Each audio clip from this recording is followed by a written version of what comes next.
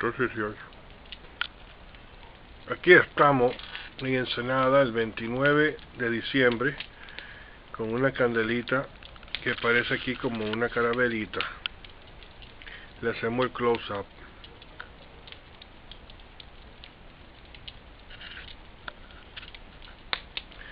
Es como una carabela sonriéndose con los ojitos y los dientecitos y todo.